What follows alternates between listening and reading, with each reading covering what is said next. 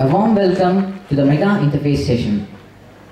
Before unveiling the program, let me say you something.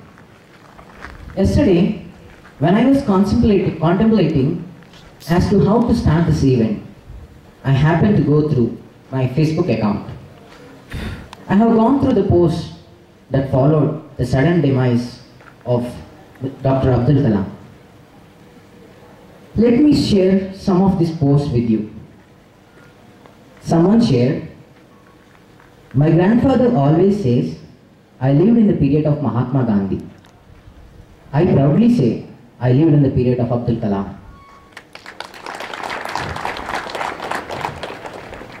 Another post says, "India got its second Mahatma." Some other shared, "No other country has ever produced people scientists as India produced."